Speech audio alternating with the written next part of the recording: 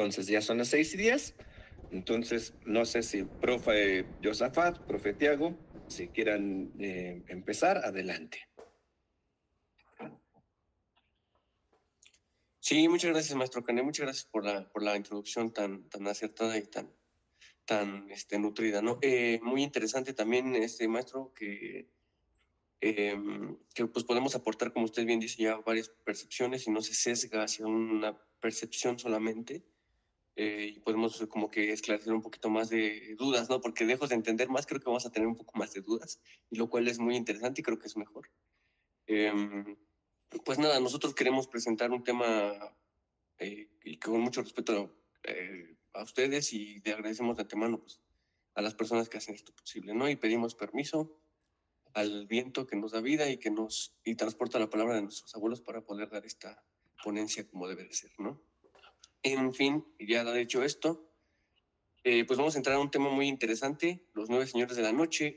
Es una serie que es así denominada, no porque se tenga el registro de que así se le llamaba, eh, no tenemos el registro de que se le llamara, vaya, a esta serie, ¿no? A esta serie iconográfica. Sin embargo, sí podemos lo que sí tenemos en cuenta es que es definitiva, que es cronológica, y a la vez es muy descriptiva en cuanto a la sintaxis, y hay muchas cosas que hay en la lengua, inmiscuidas, por ejemplo, en el color, ¿no? Que muchas veces los análisis no se hacen desde la materialidad y desde la percepción de la materialidad de la cultura para estudiar este tipo de documentos, ¿no? De manuscritos. El Amoshli ha sido estudiado, si es que ha sido estudiado, los muy pocos que han sido estudiados, eh, hasta finales del siglo XX por personas que hacían una escuela, vaya, yo quisiera decir con mucho respeto, más especulativa. Desgraciadamente no se tienen como que no tenían todavía las herramientas posibles, ni los permisos, ni los fondos para poder hacer las investigaciones quizá como debían haber sido, ¿no? El equipo de trabajo. Y ahora pues tenemos una nueva serie de investigadores en los cuales nosotros enfocamos nuestro trabajo, que, hago paréntesis, por cierto, quiero dar también como una explicación. Estas aportaciones son investigaciones de nuestras personas, de sus servidores, eh, y son, vaya, con todos y sus aciertos y con todas sus fallas, pues está fundamentado en el estudio que nosotros hemos llevado, ¿no? En el caso de esta presentación va a ser solamente la iconografía, y más adelante Tiago pues nos va, como bien dice el maestro Canek, nos va a demostrar cómo esto se vuelve como en un cubo Rubik, ¿no? Muy interesante, ya cerrando el paréntesis. Si estos investigadores de esta nueva generación han permitido un entendimiento un poquito más concreto de lo que hay ahí plasmado. Tenemos que por años se ha seguido una tradición. Por ejemplo, he visto descripciones de ciertos grupos de la mexicanidad, o ciertos grupos de mexicanidad, que explican los códices a través de los colores que vienen en las reconstrucciones, que no conocían bien de qué estaban hechos estos códices o cuáles eran los colores originales, ¿no? Algunos son fotogramas, los del Conde de Lubat son fotogramas de muy alta calidad, los que están disponibles en la página de FAMSI, famsi.com. Ahí pueden encontrar la colección del Conde de Lubat, con sus comentarios en español, por cierto, y ahí podrán ver que pues es como que un poquito sorprendente, porque sí, las imágenes nos dicen mucho, ¿no?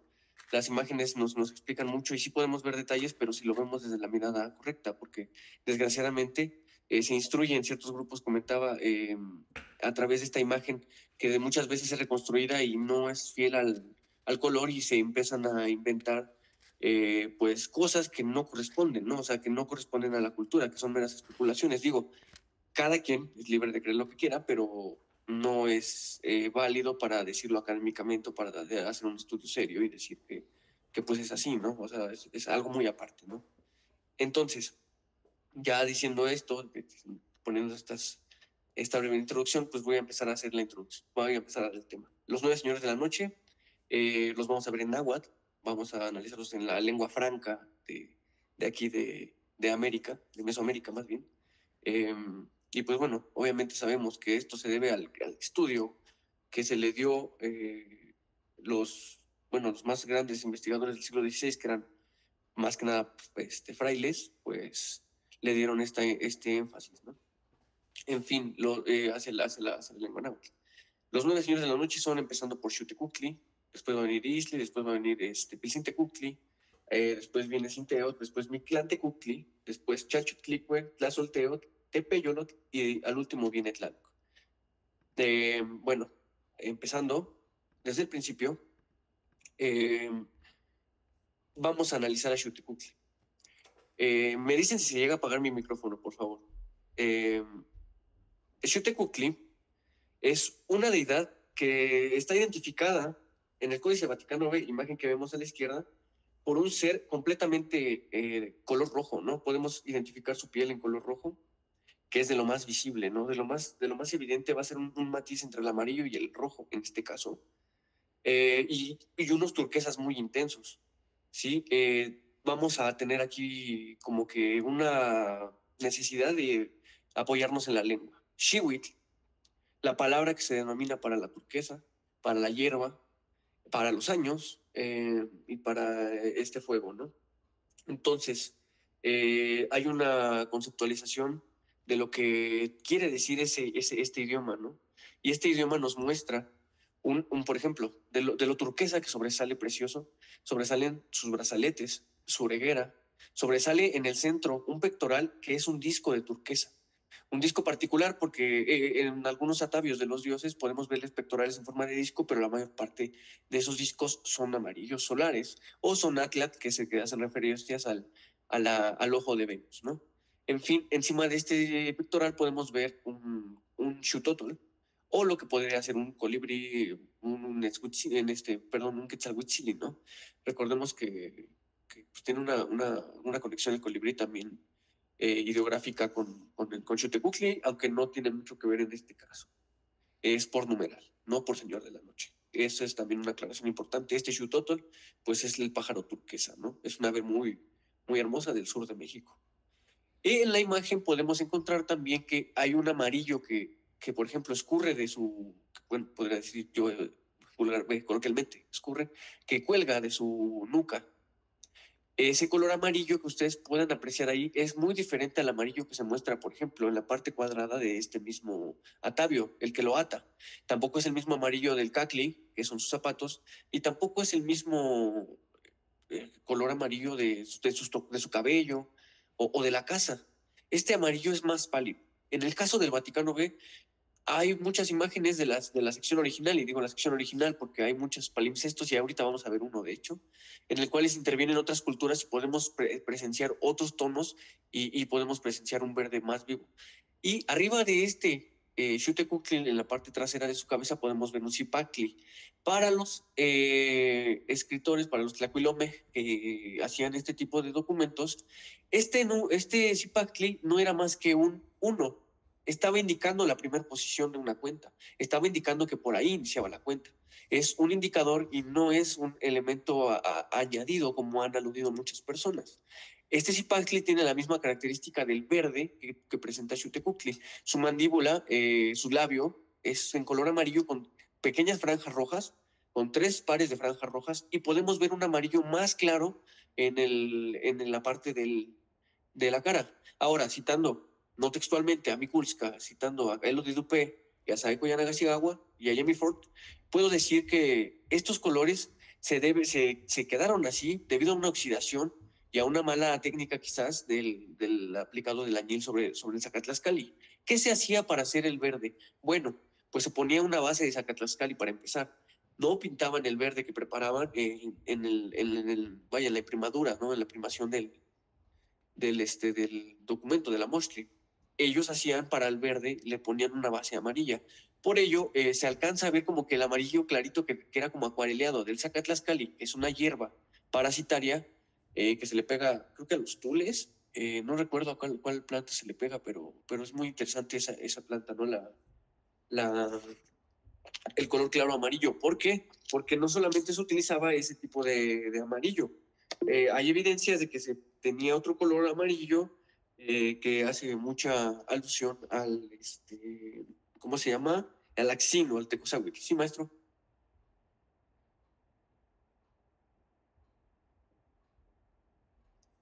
Díganos, maestro. Adelante. es importante como irnos definiendo estos conceptos, porque habemos personas que no los conocemos. Por ejemplo, el Zacatlascali, ya nos estás diciendo que es una planta o que es un elemento parasitario de los tules.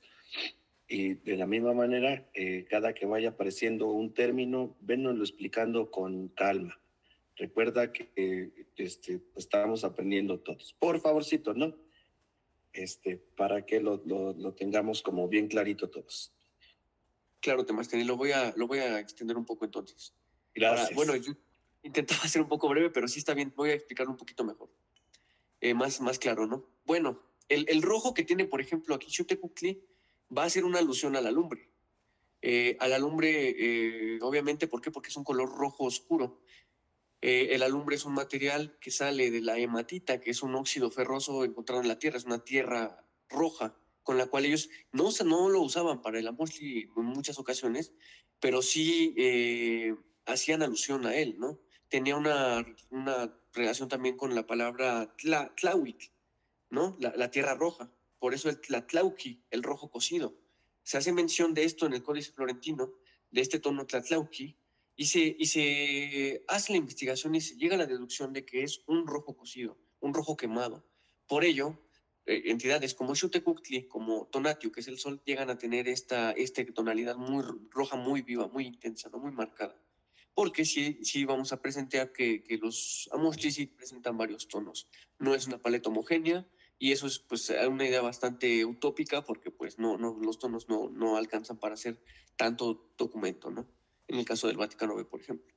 Y pues bueno, por ejemplo el azul, ¿no? El azul es el azul maya. Este azul maya es una composición de una arcilla con el índigo. El índigo que proviene de una plantita azul, obviamente que se llama índigo, y tiene un proceso de fermentación. Me parece que de 30 días tarda esta planta de color azul, pues nos arroja este índigo, ¿no? Y mezclado con una arcilla específica de la zona maya, nos podemos encontrar lo que es una mezcla, ¿no? Una fórmula para generar este precioso azul maya, que por cierto, es muy interesante que este azul maya ha sobrevivido incluso en murales, ¿no? Es un material bastante bien preparado y en palabras ay, no recuerdo el nombre del director de la Biblioteca de Bolonia de Italia, pero él dice que es como una alquimia muy avanzada, ¿no? Para el siglo XV, para el siglo XVI, seguramente lo que más se estima, pues es una química muy avanzada, ¿no? Es una denominación del color muy avanzada.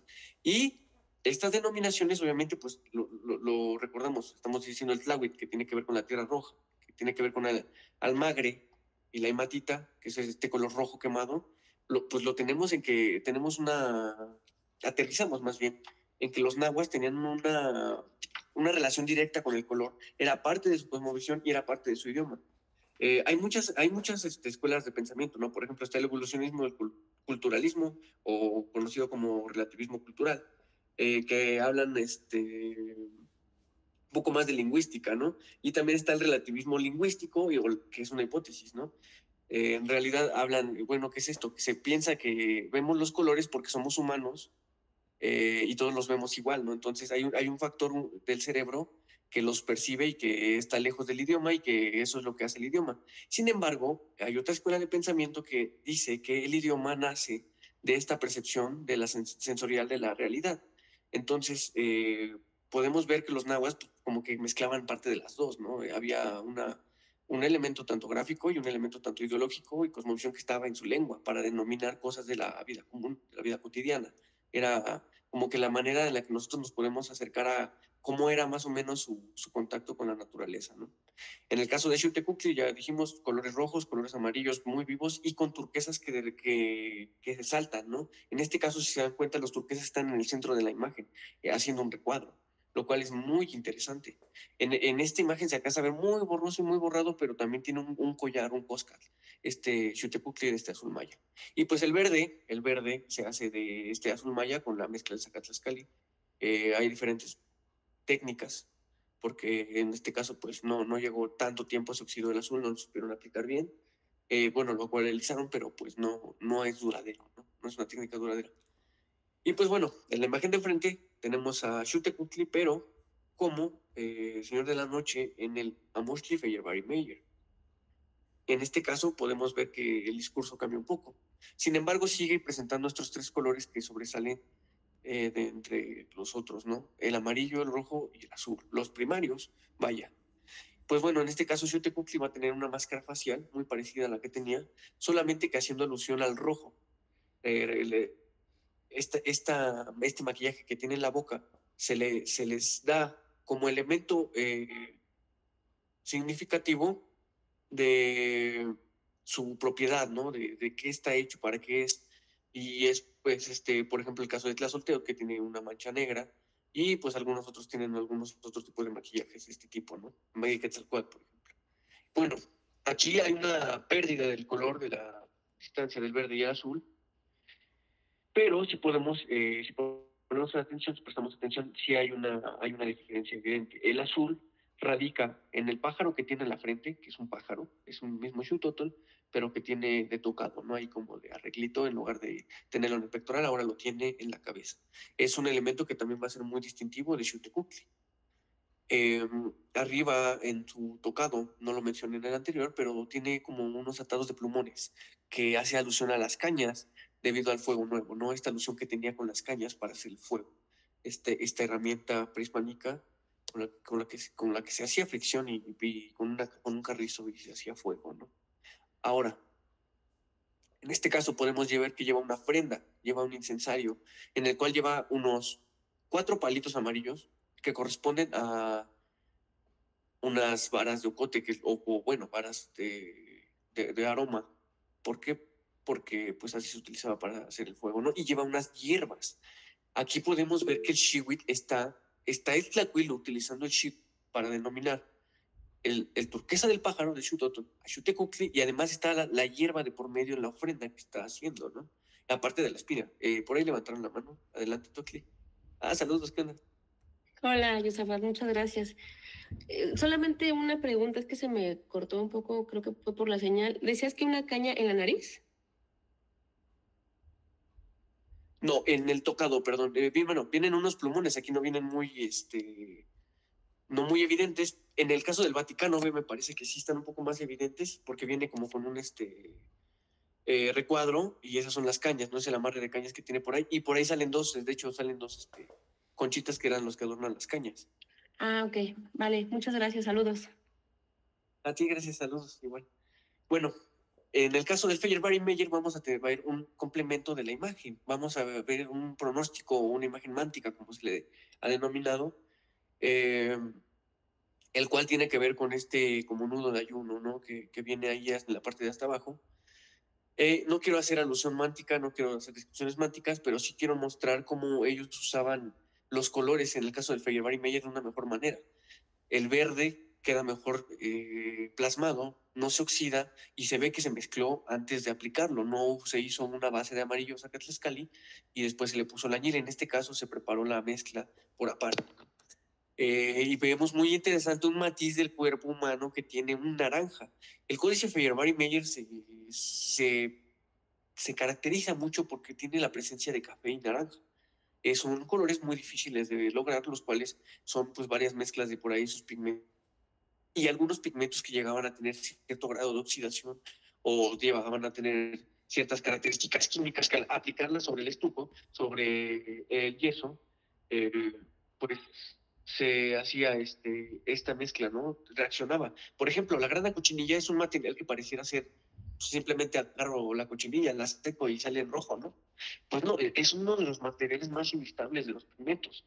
De hecho, Elodie Dupé alude a que los mexicas, los náhuatl, los mixtecos que pintaban esos amoshtin, no tenían preferencias por los morados y por los rosas que se llegaban a generar en en la cochinilla, porque se llega a generar un rosa y se llega a generar un morado. Entonces, sí es muy importantísimo que ellos tenían un control absoluto de lo que estaban queriendo plasmar. Si se dan cuenta, incluso el brillante del corazón que aquí vemos, el corazón del centro, tiene un rojo muy brillante que se podía llegar a lograr con un poquito de la mezcla del calado que es el yeso o la cal con la que se hizo la base del blanco sobre la piel, hacían un rosita, un rojo un poquito más carmín, ¿no? Pero podemos ver que Xiuhtecuhtli ya tiene un rojo un poquito más oscuro. ¿Por qué? Por lo mismo de la misma alusión que tenemos al magre, ¿no? Que se ve utilizada en la parte del Códice Vaticano B, ¿no? ¿Alguien tiene una duda acerca de Xiuhtecuhtli? Podemos pasar a la siguiente imagen. ¿Algo que agregar, maestros?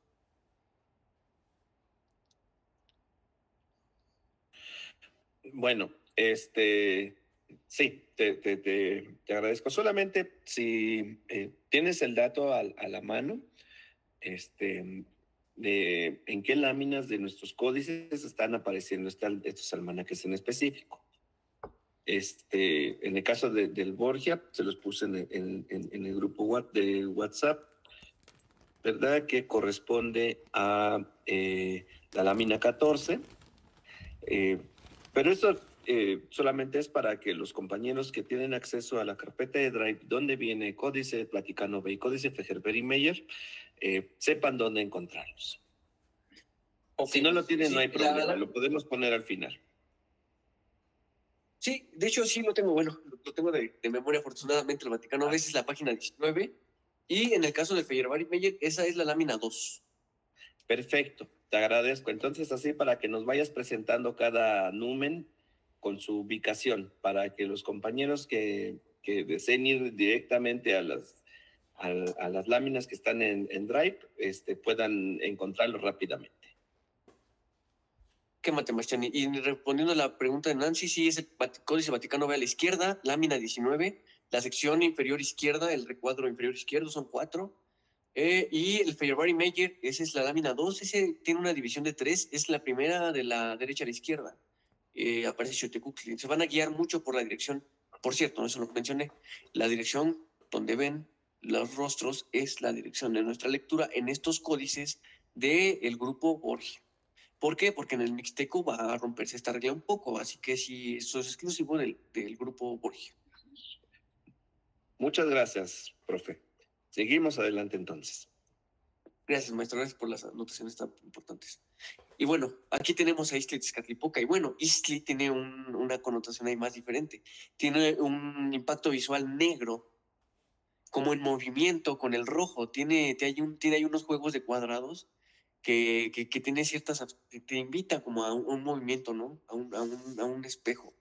Y pues bueno, el señor Iztli no es nada más ni nada menos que el señor Tezcatlipoca que todos conocemos.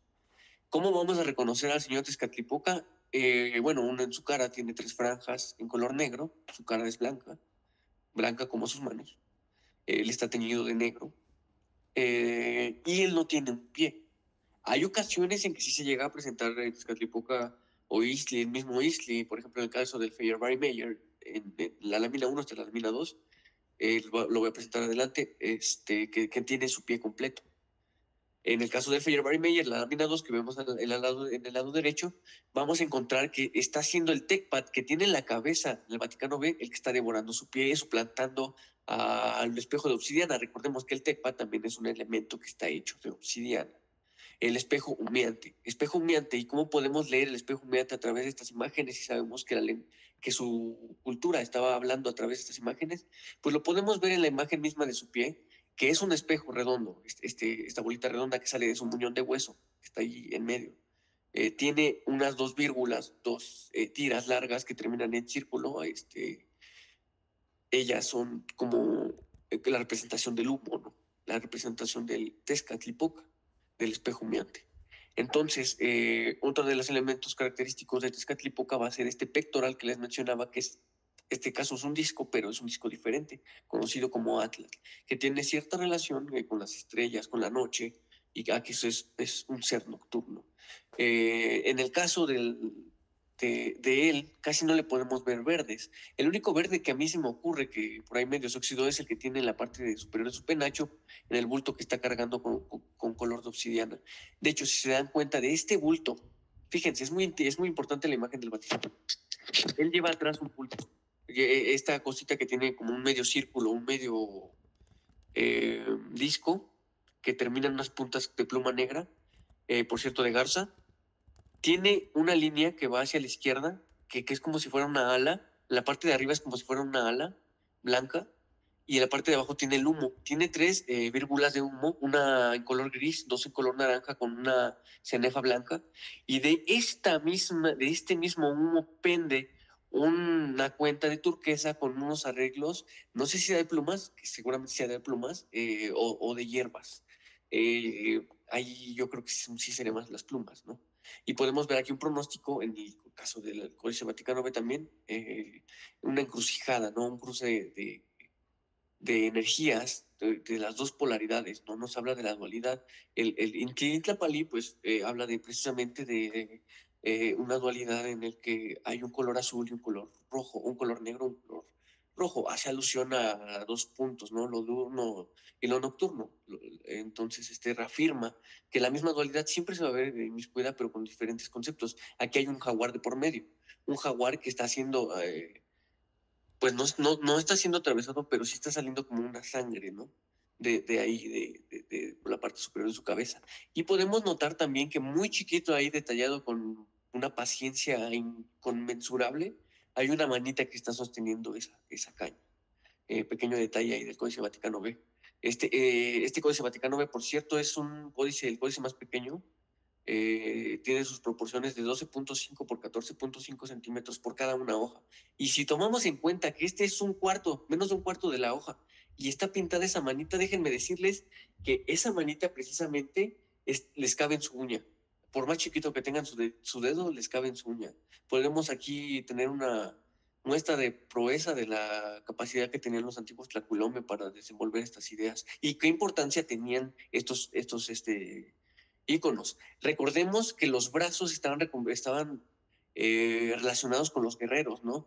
Cuando moría un guerrero, normalmente se cuidaba el cuerpo de que no le robaran los cuerpos a una mujer que moría en parto, porque pues normalmente tenían como que esa tendencia, lo había mencionado el maestro Canek en una clase anterior, me parece, que tenía esta tendencia a tener como que a obtener el poder del guerrero.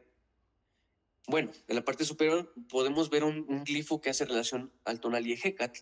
Y como mencioné del tonal Izipactli, este no es más que un numerador.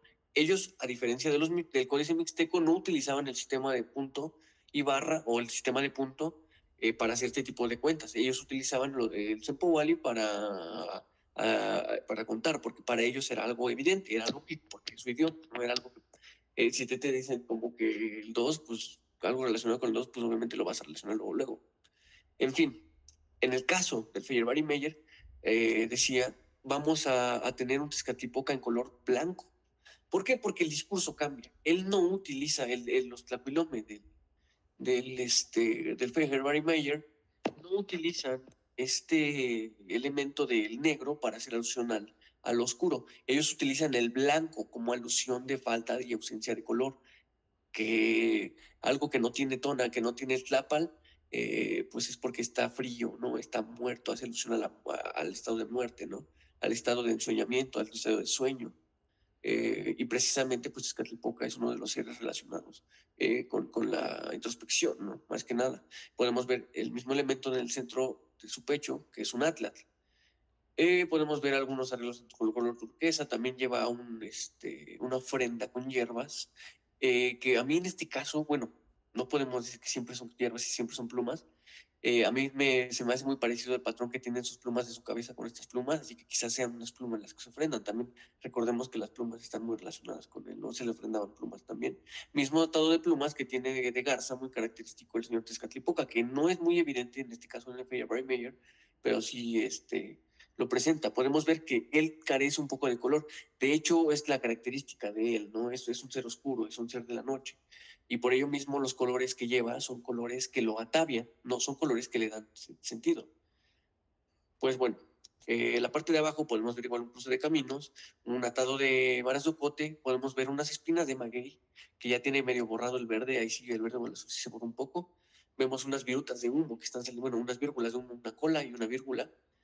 Y pues abajo podemos ver una persona que pues está muerta, evidentemente, o está en un cierto estado de entrega, de ofrendamiento, de purificación también, este chorro de sangre que tiene que ver con la salvia, ¿no?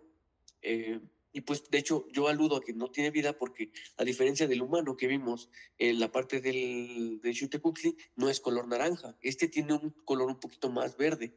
Y recordemos que para ellos, pues el verde era como que falta de vida, ¿no? También entra en la polaridad de lo oscuro, de lo nocturno. Y pues sí, en el caso de Tezcatlipoca tiene un atado de cañas. ¿Por qué? Porque pues es muy, tiene una relación muy fuerte con la guerra, con el guerrero, ¿no? Más que nada. Y por ello lleva las cañas, este señor Tezcatlipoca. ¿Alguna duda aquí de Istli? ¿Algún comentario? Bueno, este se encuentra en la lámina 19 todavía del Códice Vaticano B y sigue manteniéndose en la lámina 2 del Códice Peyer-Meyer, avanzando gradualmente.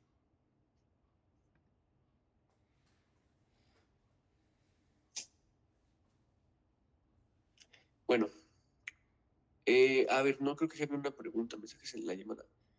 ¿Que por qué las plumas de la garza? De garza, bueno, ese es un elemento que aparece mucho en Tezcatlipoca. Yo no tengo aquí el dato ahorita, sí lo tengo por ahí ubicado, pero no tengo el dato.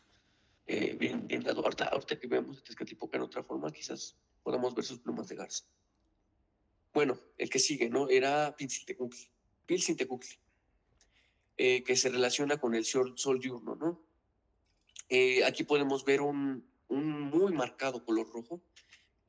Al igual que Xiuhtecuhtli va a tener un color, un rostro jovial, un rostro muy jovial, para este caso de Pilsintecuhtli, que tiene que ver con esto como que el príncipe dice, ¿no? El príncipe sol, algo así llegan a traducir algunos. Pues tiene esta alusión al color rojo intenso, que es el almagre, ¿no? Mismo la hematita, los colores oscuros, el tláhuatl. Y en el caso de Pilsintecuhtli vamos a verlo como que muy jovial, su piel color rojo, y vamos a ver que él ya empieza a presentar atavios diferentes. El color turquesa es un color que se relaciona con el sol debido a que también tiene que ver con el año, ¿no? El Xiwitl. El año tiene que ver con el sol, es directamente una cuenta solar.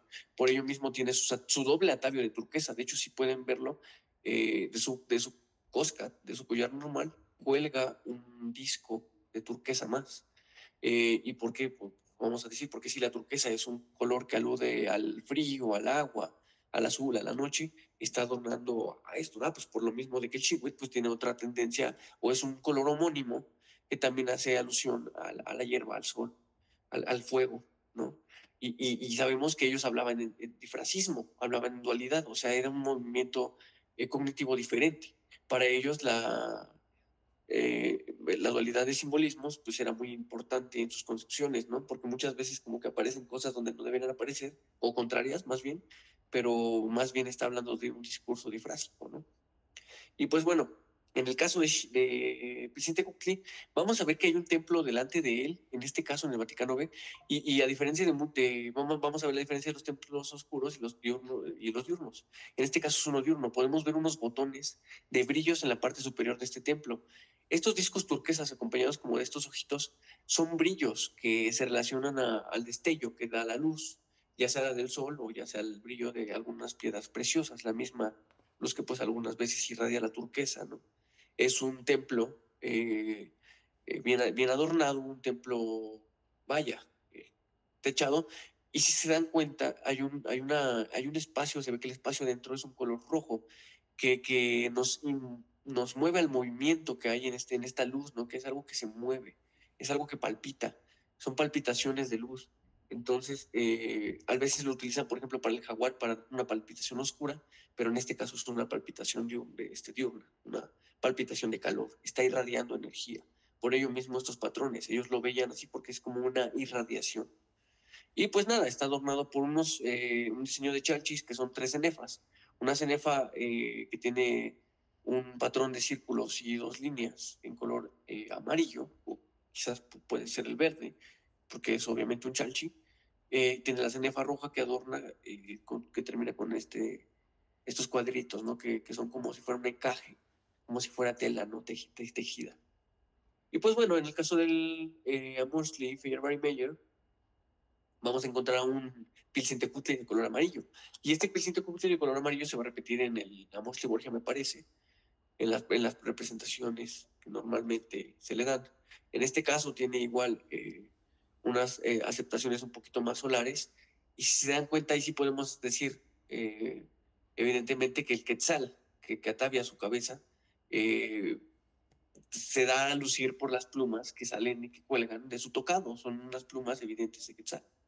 En este caso, el señor Pilcintecutli va a tener unos detalles de jade, pareciera ser de chalchi, en la parte de su pectoral, extendiendo esta propiedad que decimos, hace alusión también al año solar. Y lleva igual su ofrenda de plumitas y su punzón de sacrificio. Y en este caso, ahí pareciera ser, a mí me parece con este Zipacli como si fuera un monte y en el cual está siendo dejada una ofrenda, ¿no? Esta ofrenda de hule, que se les dejaba a ciertas deidades. En este caso es un hule pintado de color rojo, porque recordemos que también el hule hace una alusión al color negro, ¿no? Porque es un material del cual también se extraía un color negro, y también hace alusión las deidades que tienen atavios de hule. ¿Y por qué el hule? El hule era un color que daba fertilidad. El hule, o las representaciones negras en las deidades de color negro, vamos a ver, por ejemplo, a Tlazolteotl, vamos a ver, por ejemplo, a Chicomecoatl, vamos a ver al mismo Sinteotl, que son deidades que tienen que ver con la fertilidad, que tienen que ver con la alimentación, y tienen estas pelotas de hule relacionadas a ellos por ello mismo, que el hule era un elemento que ellos utilizaban aludiendo a la fertilidad, ¿no?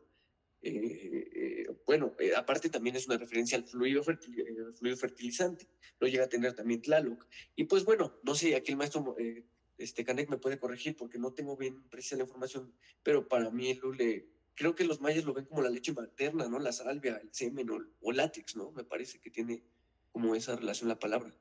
Y pues es muy interesante que pues es materia fértil, ¿no? Es materia fértil, y recordemos que creo que las semillas de maíz, las mejores, se embadurnaban de tantito hule que escurría de estas ofrendas para que crecieran sanas, para que las alimentaran. Entonces este elemento es propicio a la fertilidad. Y pues nada, en la parte posterior podemos ver un cali, un templo, en el cual está un personaje ahí sentado como en una posición de meditación, de análisis, en este templo destruido, porque en esta posición del templo normal y donde termina el techo está volteado, pues podemos dar a entender que el templo está destruido. Puede ser por una o varias razones, de las cuales no nos meteremos para no hacer más largo esto, más que la iconografía. Podemos ver una paleta de colores de un variado muy importante. El Feyerabend-Meyer quizás no le hace la justicia a esta reproducción, pero sí es un poquito más fuerte el color amarillo, ¿no? Sí llega a ser un poquito más intenso, como quizás un poco como el Códice Vaticano B, que tiene unas expresiones un poquito más fidedignas. Nada más para complementar esto que está diciendo Josafat, ¿verdad? Bueno, como muchos de los elementos iconográficos que podemos encontrar en los Amoshli, no tienen una interpretación unidireccional, ¿verdad? Pueden ser elementos polisemánticos, es decir, pueden hacer referencia a varias cosas, ¿verdad? Muchas veces a varias cosas al mismo tiempo, pero en el caso, bueno, y si bien el hule es un elemento ritual bastante importante, como ya lo dijo Josafat, relacionado con los deidades del agua, y por tanto relacionado con la fertilidad, tanto que unas de las insignias de Tlaloc y de los Tlaloques, de Cholquilicue y de otros númenes similares, son unas tiras de papel de amate embadurnadas o pintadas con puntos de hule. También recordemos que es una materia combustible. En este caso, en el contexto específico de los Señores de la Noche, el hule puede estar aludiendo a luminosidad porque viene también acompañado de las varas de ocote a las cuales hace referencia, a las cuales ya nos mencionó Josafat, ¿verdad? Entonces, lo que traen cargando estos señores en la mano Es por un lado una pelota de hule, de la cual se está desprendiendo una flama, y un manojo de ocotes. Ambos forman un binomio. Recuerden que hay muchos significados que van en nuestros códices de manera pareada. Entonces, este par de ocotes hule nos están aludiendo a cosas que se están quemando, ¿no? Por lo tanto, pues podría ser la representación de una lámpara, pues de un objeto, entonces, que sirve para iluminar. En ese sentido, pues tiene mucho sentido que los señores de la noche, pues van alumbrando o sea, esta lámpara, este binomio gráfico de hule ocote nos remite a la idea de que se encuentran en un espacio oscuro y que por lo tanto se van alumbrando, ¿verdad? Digamos, entonces, pues nos ayuda a identificar su función, o sea, porque bueno, pues todos los dioses tienen diferentes funciones, pero la función que están realizando estos númenes en estos almanaques en específico, pues es gobernar la noche. Por eso aparecen con estas lámparas, ¿no? Es la idea que yo tengo. Nada más como para contribuir a esto que nos está diciendo el profe. Muchas gracias, maestro Canek. Y sí, muy importante, en el Museo del Templo Mayor hay un tocado de papel amate muy bonito, y a mí me remembró muchísimo los atavíos que tiene Tlaloc de papel amate con estas manchas de chapopote, ¿no? Y es algo increíble porque el papel amate, para quien no lo conozca, no es un papel como de que se queme tan rápido, o sea, hace muy buena flama. Adelante, maestro Tiago. No, sí, también abonar un poquito a esa parte donde están diciendo del olor de la ofrenda, de que los olores no nada más tiene que ser algo que huele bonito o algo que tiene un olor como, sí, algo que huele bien, ¿no? Recordemos como por ejemplo el mito del quinto sol o la leyenda del quinto sol, donde Nanahuatzin está ofrendando porque él puede. Ofrendar es alguien rico, es alguien que puede, pudiente, ¿no? Entonces va y ofrenda, no me acuerdo qué elemento, ofrenda algo que huele muy bonito, pero Tezistecatl.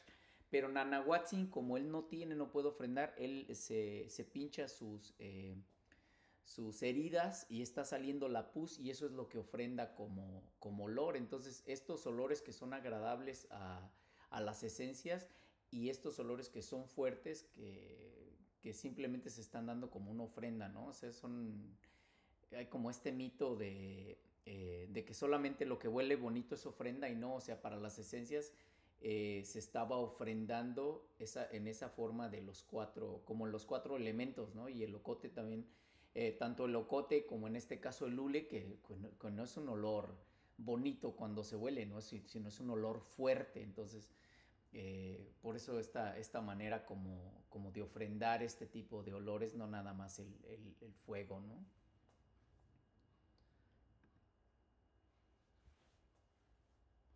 Qué bueno que lo señala Temachtian, Tiago, porque es muy interesante, y a mí se me estaba pasando, cuando algo tiene un olor, a veces tiene una manera mántica de colorearse. En el caso del Códice Vaticano B, lo que es muy oloroso, por ejemplo, las flores, las heces, algunas deidades que tienen ciertos olores particulares, tienen adornos de color amarillo con puntos rojos. Eso es un aporte de Mikulska en el nuevo comentario del Códice Vaticano B, publicado en el 2021 por la Universidad de Varsovia, la UNAM y la Biblioteca Apostólica Vaticana, en la cual el maestro Canek participa. Muy importante, este trabajo es muy, muy, muy importante. Bueno, es muy interesante que los olores intervienen muchísimo en el desarrollo de los teteo, de los dioses. ¿Por qué? Porque a cada uno de los deidades se les ofrendaba ciertos olores específicos. También tenemos nosotros el registro, me parece que es en el florentino, que se menciona que el olor del centro de un manojo de flores no se debe de oler, que el que está para ofrendarse, porque ese olor pertenece a los dioses. Lo puedes oler de lado, pero no puedes olerlo del centro. ¿Por qué? Porque eso es la ofrenda que se daba a los dioses. Y muy interesante que en Mitla, por ejemplo, narra uno de los frailes, que fue por ahí un viejo que me parece que tenía 70 y tantos años, viaja a Mitla, le toca ir ahí y baja a la parte inferior de Mitla, una ciudad preciosísima, y ve que hay cuerpos no ofrendados, ¿no? Que están en estado putrefacto. De hecho, Mictlantecuhtli parece que, que está en el excremento. No sé si aparezca aquí más adelante de esa manera. Me parece que no, pero en algunas representaciones está cerca de ello, ¿no? Porque él es el que transmuta esa esencia, porque todo es esencia, no nada más es la materia física. Hay muchas esencias que nos componen y bueno, que esta gente tenía como entendido, ¿no? Y es lo poco que hemos descubierto, porque sí es muy cierto que cambia el tipo de aroma, más que nada. Y es muy importante, como lo complementa también el maestro Canek, que le agradezco muchísimo, estos complementos que hay en el mismo dibujo, ¿no? Que como bien él menciona, pues son, en este caso, como es azul, pues sí, una luz, ¿no? Y pues en el caso de los señores de la noche, si se dan cuenta, venimos del fuego y luego viene la oscuridad y ahora viene el alumbramiento, viene el sol joven, lo que están haciendo, lo que está brotando, ¿no? Hay ciertas escuelas de pensamiento, ¿no? Por ejemplo, para, para Dupey, destaca como una calidez cromática, como una metáfora de juventud y vitalidad. Para Ana Díaz, Ana Díaz lo vincula un poco más al sol naciente y a una medicina ritual, me parece. Mikulska, el atributo juvenil lo lee como si fuera un signo de renovación cíclica dentro del calendario. Entonces, pues hay varias como que aseveraciones que, por ejemplo, estos investigadores han hecho y que pues nos pueden dar una pista de más o menos qué podría querernos decir estas imágenes, ¿no? Y podemos ver las plumas del Quetzal también en el Vaticano B, también muy bien estilizadas. Muy bueno. ¿Podemos pasar a la que sigue? ¿O algún comentario, alguna pregunta?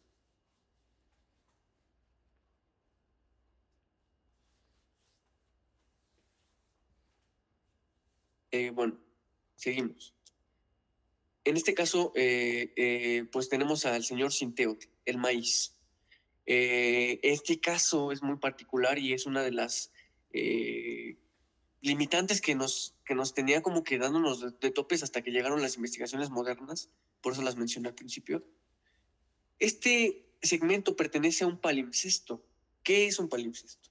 Bueno, no citando textualmente el diccionario de la RAE, un palimpsesto es un recubrimiento total o parcial a un documento en una época posterior a su realización.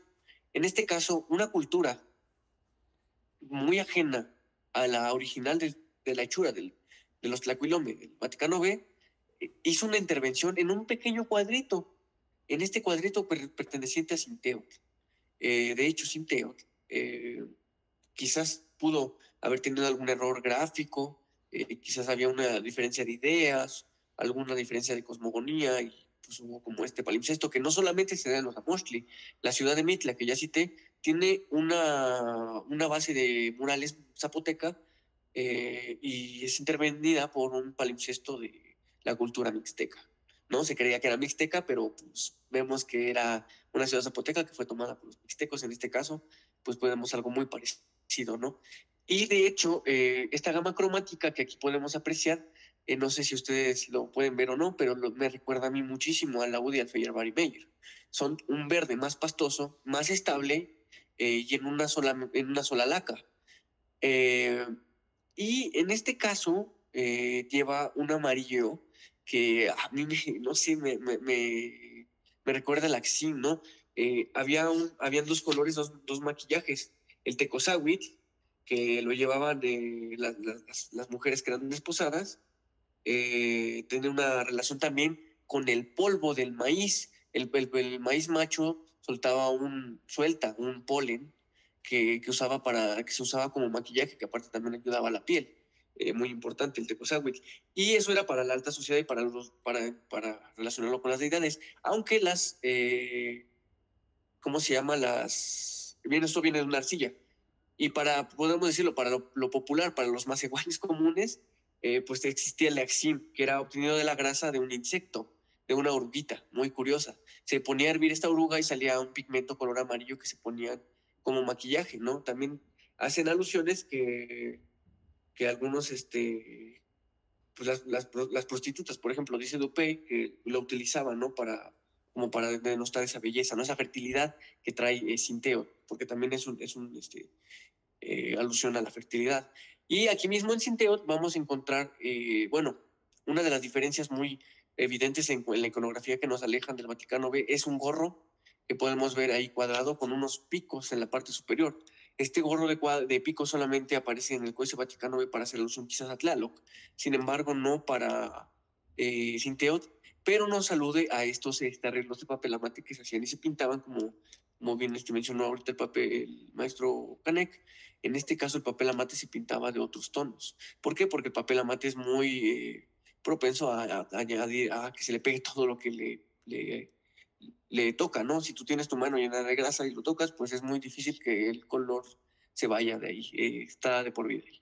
Entonces, yo creo que estos adornos de papel se le adornaban al dios, dependiendo también el color, ¿no? Aquí podemos hacer alusión al verde, que es la fertilidad, y al amarillo, pues tecosauri, ¿no? Que se utilizaba por la gente que era fértil, vaya, que hacía alusión a esta fertilidad. Ahora vamos a tener a Lule en esta ofrenda, en esta, vaya, una cazuelita que lleva con unos como tamales, como unos, perdón, elotes ahí, como unos cuadros de papel amate, vaya, la interpretación, y pues esta vara de hule que tiene su recuadro de papel amate, lo que está haciendo ignición, con una flama color verde muy particular, muy hermosa. Nos habla de un discurso completamente fértil. Ya hablamos del alumbramiento, pues ahora hablamos de la fertilidad, ¿no? De lo vivo, del verdor.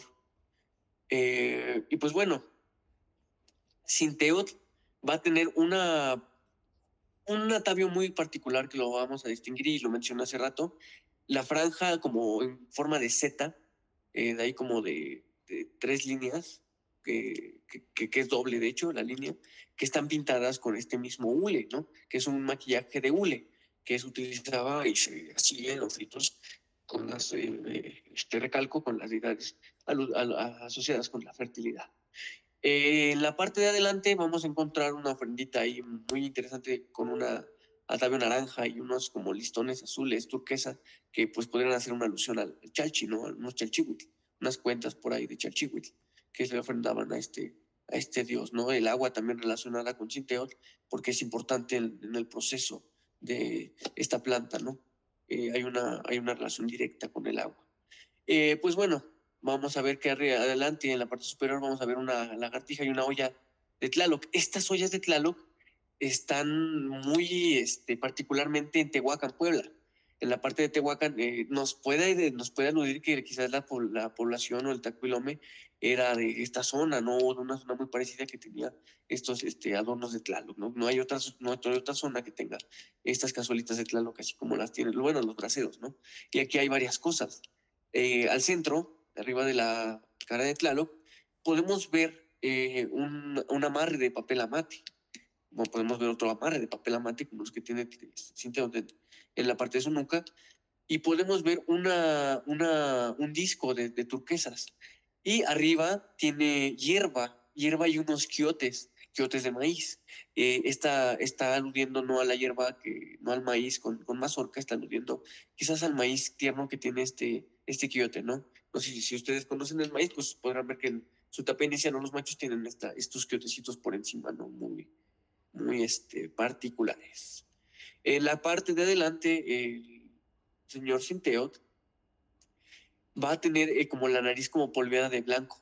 Esta misma harinita que les decía que salía, bueno, este mismo polvito que salía de la planta, pues ahora la tiene en la boca, ¿no? En el caso del Feyerabend y Meyer son muy tendidos a hacer eso, a dar la representación de lo que significa con su maquillaje facial, de su poder, vaya, su alusión. Es una persona que tiene su cabello güero y es muy precioso su atavio de su cabeza, es un amarre de papel amate y arriba tiene un atado y sale una planta de maíz con su quiote. Es algo, algo muy bonito. Bueno, a mi gusto, ¿verdad? Es algo muy detallado. Podemos ver los detalles, por ejemplo, en su máscara de color verde. Es un color muy evidente en esta imagen. Y, de hecho, si se dan cuenta, en la parte de abajo podemos ver una planta, bueno, en la parte de adelante, una planta y sostiene, es como si fuera un pez Y ahí podemos ver un ojo con una ceja y con una como boca, como pico, también como amarrándose, ¿no? Esta planta como si fuera su raíz, amarrándose, este arbolito que está cortado, está seccionado y tiene este rojo. Y este rojo también haciendo alusión a la salvia misma que hace alusión al hule. Por eso está ahí, porque normalmente, lo mencioné hace rato, está relacionado con la salvia, con el látex, con la leche materna, con el semen, porque es una materia fértil, este hule, ¿no? Y lo podemos ver aquí recalcado con esta pelota de hule sobre este atado de varas de ocote con un papel amate pintado, en este caso de color rojo. Y hay también un punzón de sacrificio roto, ¿no? Hay alguna particularidad. Y el humo que sale en este caso, pues también es color verde. Pasamos a la siguiente, o algún otro comentario, alguna... Bueno, esto ya cambia, este ya es en la página 20 del Códice Vaticano B. Y pues ahí podrán ver que el Códice Feyerabend-Meyer tiene la paginación en la lámina 3, en la parte de hasta arriba. Ahí un 3 bien feote que le pusieron los ingleses porque dijeron no somos chingones. Entonces nada más que agregar, ¿verdad?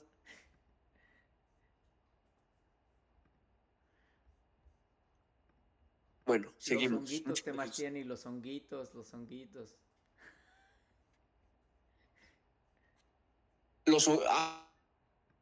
Sí, muy cierto. Podría ser una alusión a los honguitos.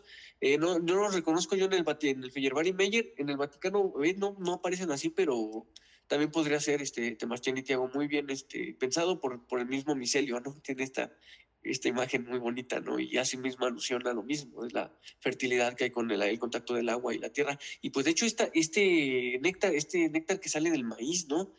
Me parece que en la página 46, no, 47. No, 46.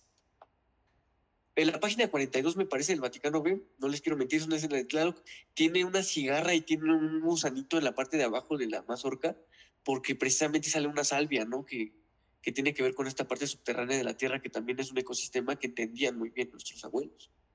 Y pues nada, ahí vemos el árbol seccionado, cómo sale con estos punzones de sacrificio y pues misma alusión al hule, ¿no? A la sangre, a la salvia. No, muchas veces los académicos dicen, no, pues es que el sustento se rompe, ¿no? Y pues no, o sea, simplemente es una alusión a su, bueno, no lo descartamos también. Yo lo veo más como, pues también por este lado de el análisis de, pues hay una relación con su idioma, ¿no? Recordemos que esto se contaba, esto se hablaba, se relataba, vaya. Bueno, ahora pasamos al señor Mictlantecutli. El señor Mictlantecutli, vaya, pasamos de la vida a algo sin color, vean.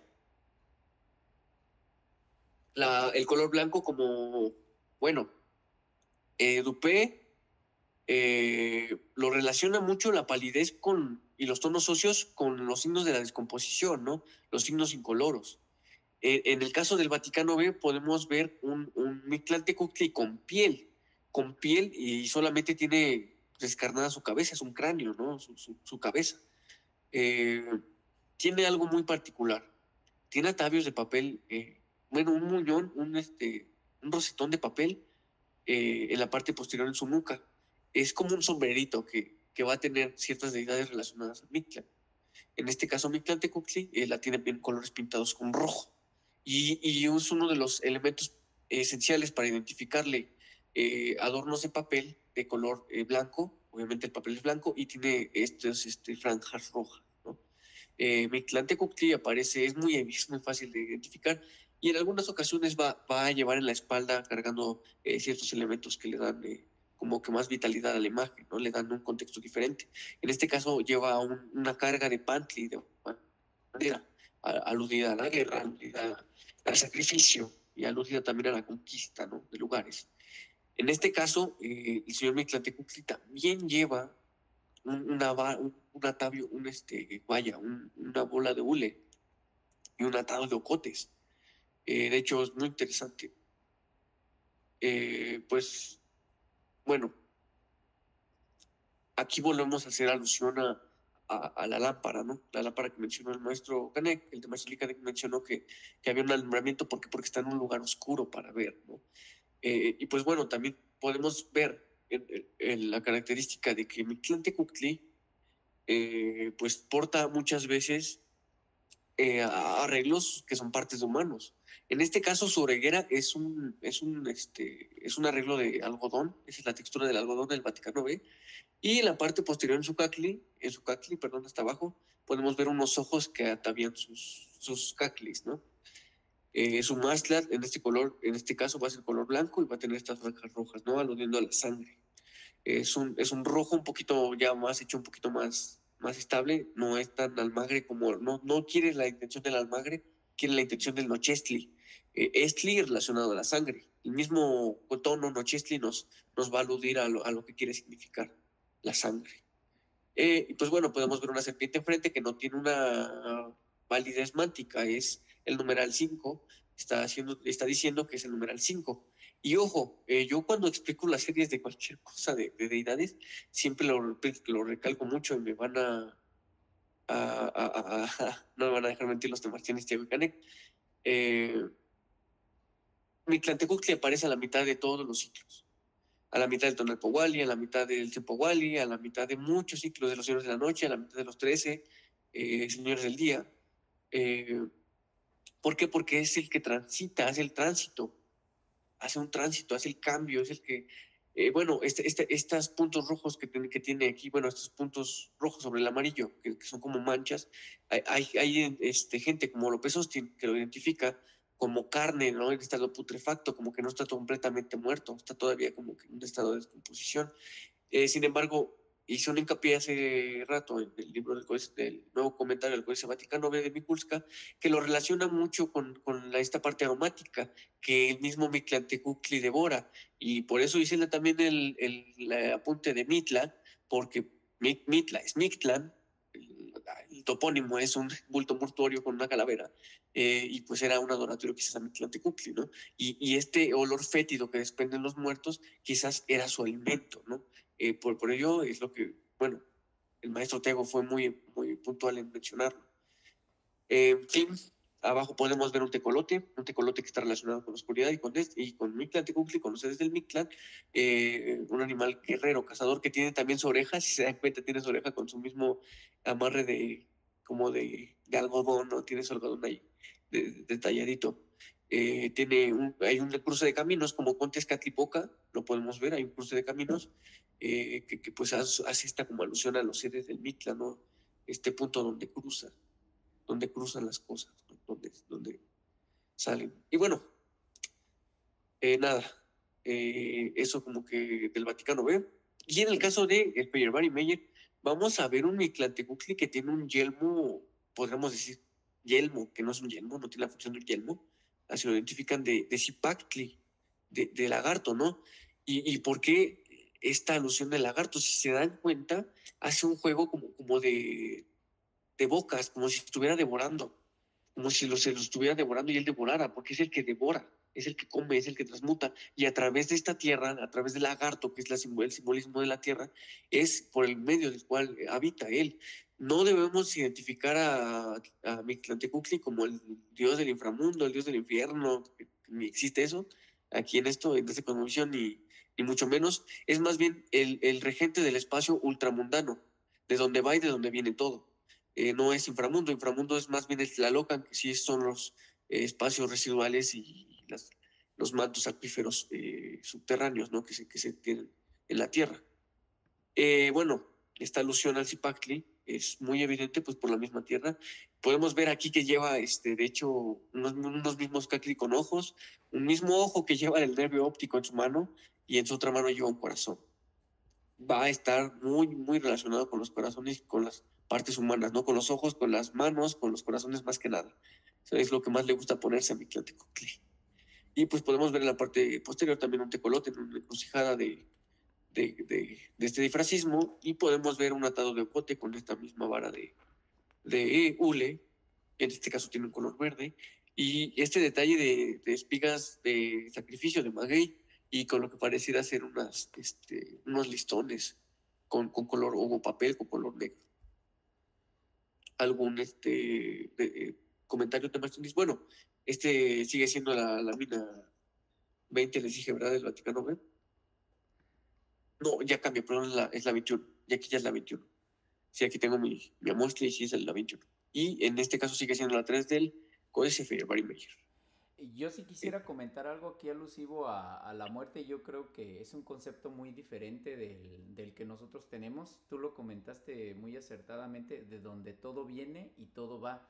O sea, es lo inmanifestado, ¿no? Algo con lo que lidiamos mucho nosotros pues en apuntar es que matemáticamente si pones 13 y 13, los 13 cielos y los 13 Mictlanes que siempre se nombran 9 como Chignaucmictlan y por ahí es algo que todavía no está muy bien aceptado, pero el 9 y el 9 si cruzamos el 13, los últimos niveles del 13 y los últimos niveles del Mictlán, si somos 13 y 13 y los juntamos en los últimos 4, nos van a dar una suma de 10. O sea, no empiezan a sumar 26, sino suman 10. Estamos usados a sumar en arábigo, pero bueno, a lo que alude estos 4 que se suman al final es que estos 4 forman el Tlaltipac, los 4 rumbos del Tlaltipac. Y entonces quedan estos 9 mundos inmanifestados. Y de hecho en el Nahuatlactoli, cuando la partera está recibiendo al bebé al mundo, lo llama como, o sea, ya te trae la señora Mictecacihuatl. Y cuando uno se muere es ya te lleva o ya te vas con el señor Mictlantecutli. O sea, viene uno de una deidad del mismo lugar, o sea, ya vienes del Mictlán y ya vas para el Mictlán. O sea, y es algo que no estamos usados a ver, ¿no? Y que es muy elocuente la manera en que todos están hablando inclusive en la misma cosmovisión. Cuando están diciendo que te vas a dormir, te vas a morir un ratito y te agradeces al otro día de que amaneciste, de que ya regresaste del Mictlán. O sea, es algo con lo que estamos incurriendo todos los días, inclusive la misma raíz Miki apunta como por ejemplo al recuerdo, al pensamiento, entonces todas esas cosas que se hacen sin cuerpo. Entonces es una cosa muy uh, pues que está totalmente engranada en un concepto religioso eh, de la religión católica, esto de la muerte, esto de, como dices, del infierno, del inframundo, en lugar de ser este lugar que es inmanifestado o este lugar de reposo, ¿no? Inclusive la misma raíz de Miki no es muerte, en realidad es el reposo, es un lugar donde no se mueven las cosas. Recordemos que cuando ellos manifiestan desde el manifestado el cero, llega y se manifiesta el Señor uno, y no se puede ver, no se puede mover, pero cuando se manifiesta el 2, entonces empieza a crear el movimiento, ¿no? Y son estos 13 más 13 cielos, 13 Mictlanes, que se juntan en el medio y que forman la realidad física, que forman el movimiento del tiempo, y es donde empiezan a nacer las 4 dimensiones manifestadas, ¿no? Que es el Tlaltipac, estos 4 rumbos de los que nos habla la cosmovisión, ¿no? No sé si estoy diciendo barrabasadas por ahí, Temachenis.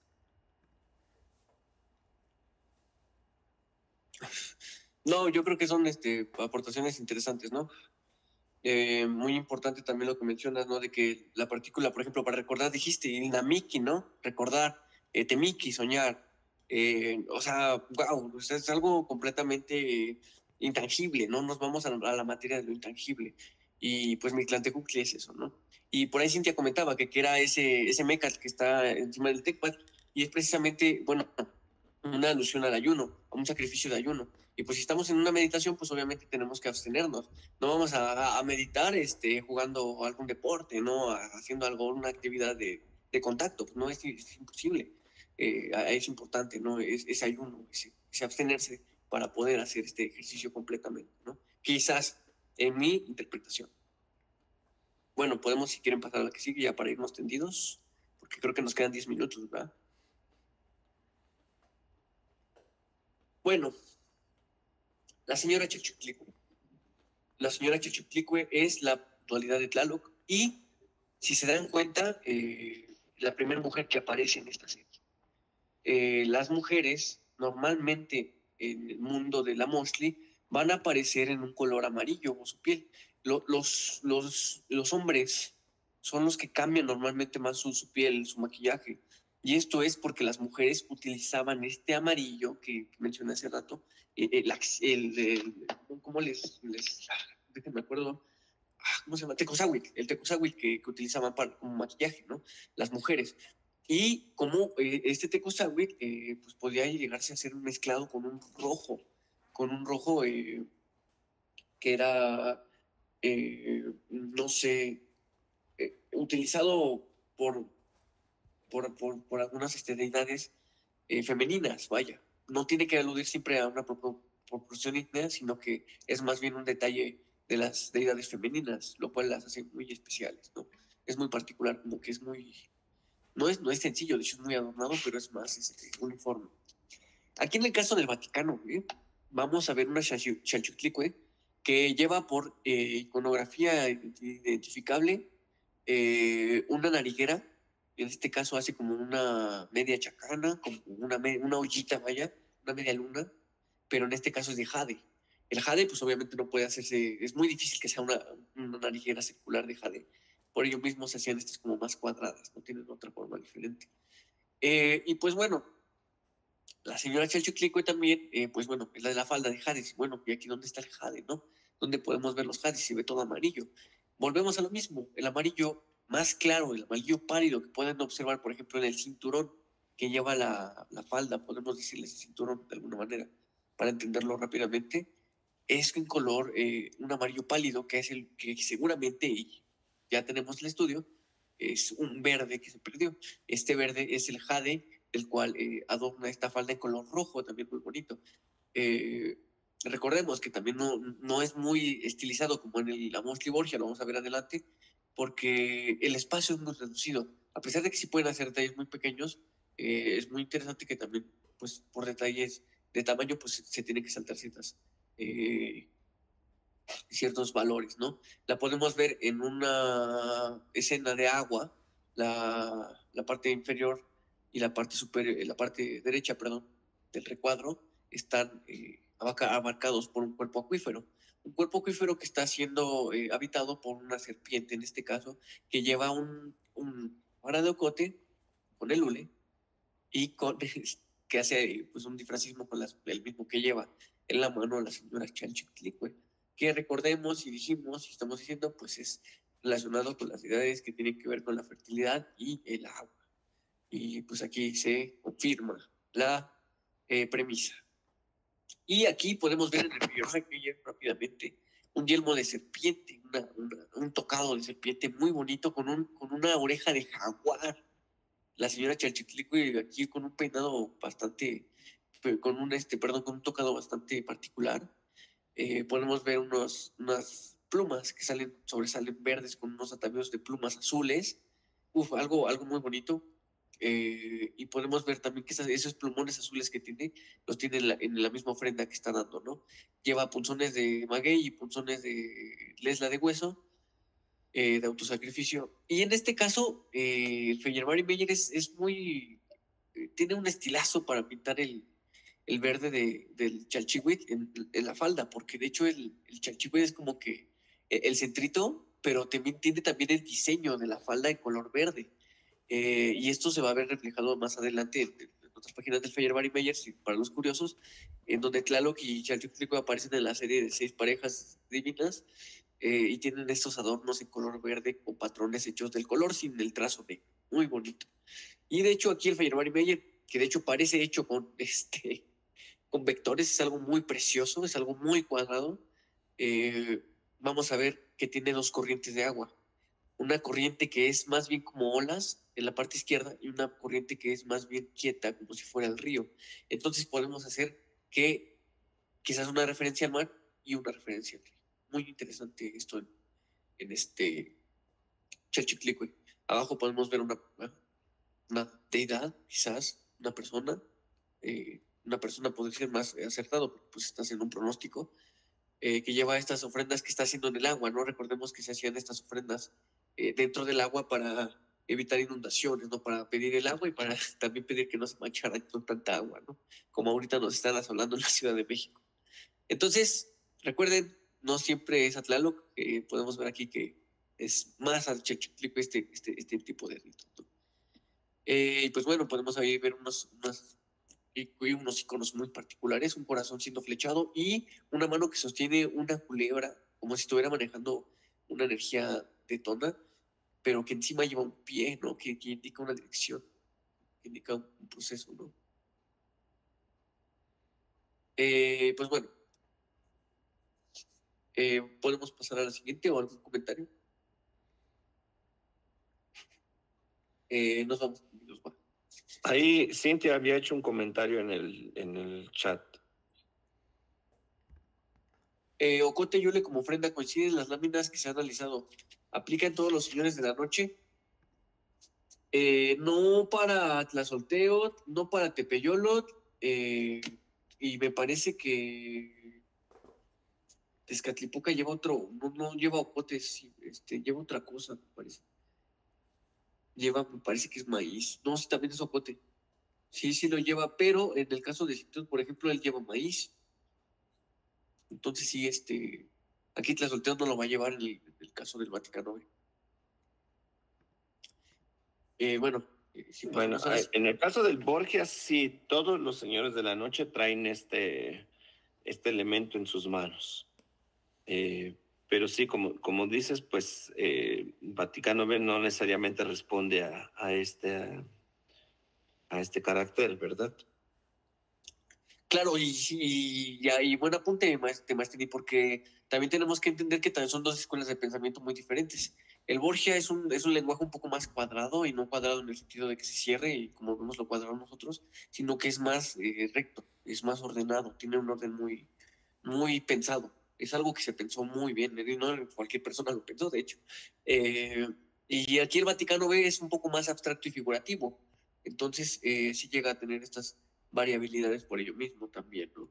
Y también por las diferencias ideológicas y cosmogónicas de cada una de las culturas del desenvolvimiento, porque no nada más existían mexicas, mayas, zapotecas y mixtecos, habían una variedad enorme que nosotros no podemos dimensionar ahora de diversidad de cultural aquí en México, es algo increíble.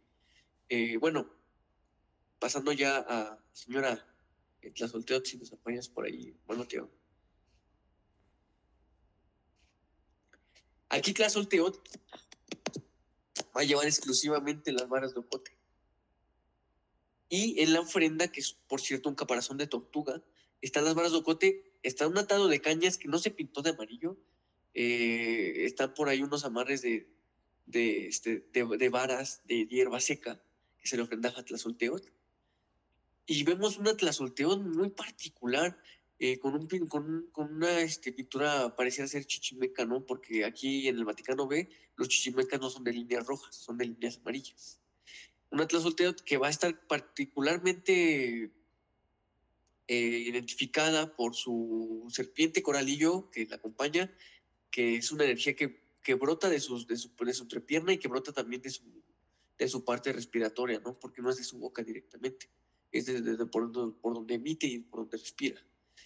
Vemos también que tiene en su tocado, sí, exactamente en la oreja tenemos un tocado como el de Mictlantecuhtli, que es el algodón. Vemos el tocado del algodón. Hay un mechoncito que bien bonito que le puso el tlacuilo que sale del mecho de la diadema de algodón. Un mechón bien chiquito que se ve por ahí en la parte trasera, que le escurre. Y vemos dos madejas de hilo de estos malacates, ¿no? Todavía hay personas que tejen, que hacen, perdón, sus madejas de malacate de istle, de este hilo que sale del maguey. Ahí todavía las señoras lo trabajan, es muy bonito este trabajo del hilado porque es artesanal y es muy, muy bien desarrollado el oficio, es algo muy bien pensado. Y pues nada, tiene mucho algodón la señora Tlazolteotl. El venado indica la posición número 6. Y podemos ver aquí también una encrucijada muy particular. Perdón, la 7. Perdón. Gracias, Maestro Tiago. Y muy importante también, Jansen alude a que hay un diagnóstico en estos señores de la noche. Cada cruce de caminos se lo veía como negativo cuando había un templo un Cali era positivo y cuando había agua era indiferente. Sin embargo, pues eso es con base a lo que dicen los códices coloniales, ¿no? Eso ya es información, quizás sí, quizás no alterada. Nada más ese punto importante. Y en la parte de adelante, Tlazolteotl, vamos a ver que tiene dos coralillos, de hecho, dos serpientes que hacen un juego visual de movimiento, de hecho, o sea, te invita a un movimiento que como que no tiene sentido, pero cuando lo encuentras, pues ves como que tiene varios sentidos, ¿no? Hablamos del doble sentido conceptual, ¿no? No aplicado de otra manera más que para la cultura. Y de aquí, si sale de su boca, es la diferencia. Y también aquí tiene una yacamestli, una nariguera que hace alusión a un cuenco de agua que también tiene relación con la luna, con el Icuipili, ¿no? Las mujeres. Vemos una Tlazolteotl blanca, una Tlazolteotl sin color. ¿Por qué? Porque también tiene esta relación con el Mictlan, con los seres del Mictlan. Aquí mismo podemos también ver una parón de tortuga que lleva sus varas de ocote, y aquí no, aquí igual que en el Vaticano B, no se presenta la vara de ocote, perdón, la bola de hule. Sí es diferente el concepto. Tiene un tono gris en su cabello, y es el gris el que le da como que valor simbólico, porque el gris, recordemos, también puede nacer del hollín, del ocote, o puede hacerse del hule, más que nada. En la parte inferior, pues podemos ver un templo que lleva unas hierbas por encima, y digo hierbas porque la imagen mática de la regencia del Tonalío Celot por Tlazolteotl, vemos que el templo, que tiene un tecolote que es igual a lleva unas varas de hierbas, ¿no? Una amarre de hierbas, perdón. Enfrente, ahí sí vamos a ver, enfrente de este templo, un amarre de ocotes con el hule, pero pues es como un mensaje directo de esta imagen, no, sí tiene que ver y no con toda la imagen. ¿Por qué? Porque le está dando como un aspecto a este lugar del templo oscuro. Está diciendo que es un lugar oscuro en el cual se está usando esta luminosidad, ¿no? ¿Algún comentario? Creo que ya nos estamos pasando el tiempo, o podemos seguir Cane.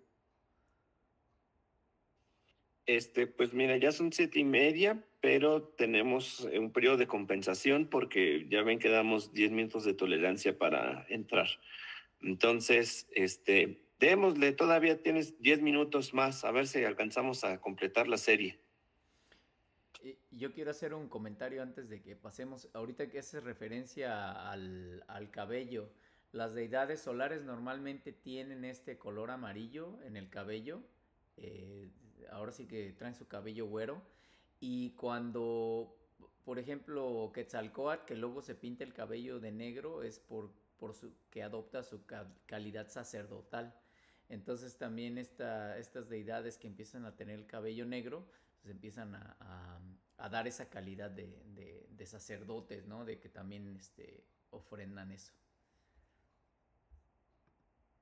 Muy cierto, Temartini, muy cierto.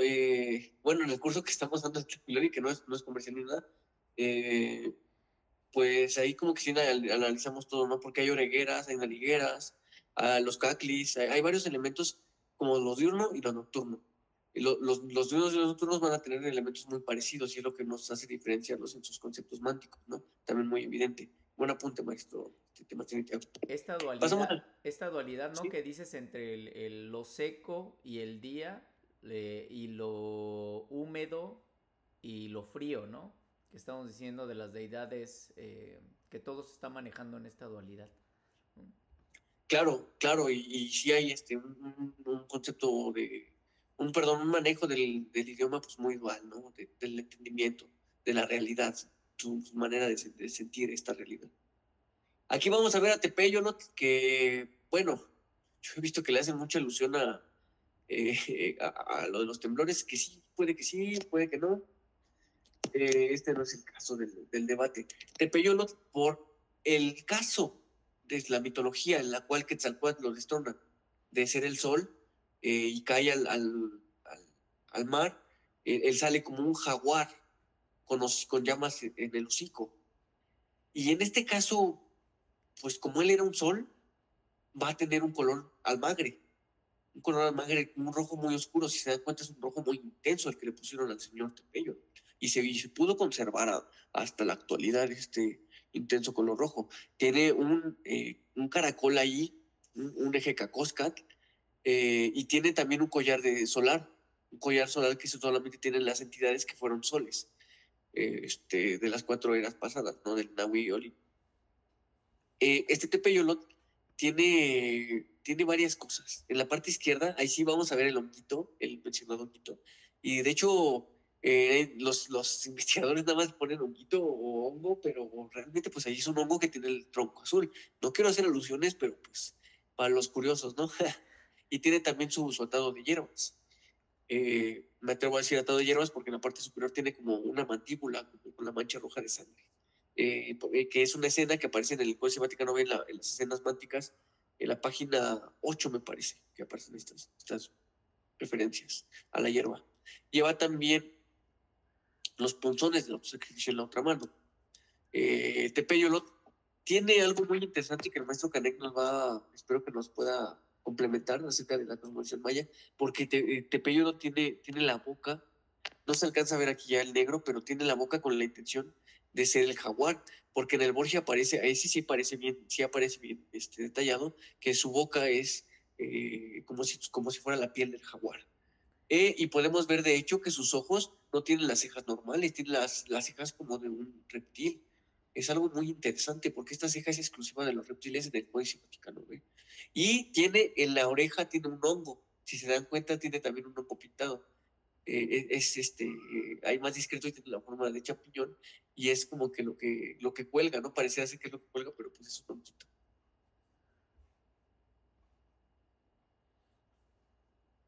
Ahora, pasa a bueno, y es barbado. No le digan que no existe barbado aquí, está su barba. Y también la tiene aquí en el caso del Figueroa Arimey. Y aquí sí tiene algo más de Tezcatlipoca. Tiene en su frente, en su nuca, atrás de su oreja, un disco que es un espejo, del cual está brotando este humo que termina en listón, ¿no? Es como un listón humo que está dominando él, lo tiene tomado de la mano, que significa dominación, control de esta energía del humo negro, del humo del espejo negro. Y son unas cañas que lo atraviesan, que tiene que ver mucho las cañas con el señor Tezcatlipoca. Y tiene aquí sí sus plumas de garza. Lo mencionaba que iba a aparecer más adelante. Pues aquí aparecen sus mentadas plumas de garza. No sé si han visto las garzas que en la parte trasera tienen como estas plumitas que sobresalen. Bueno, el señor Tepeyolot está muy relacionado a la montaña, al monte. Por ello, pues también tiene como esta relación del jaguar, ¿no? El rugido del jaguar también tiene que ver. El guardián de la cueva. Aparece cerca de las cuevas en algunas ocasiones como señor de la noche. Es una figura antropomorfa, pero en el caso de otras apariciones llega a ser una imagen zoomorfa o más bien abstracta.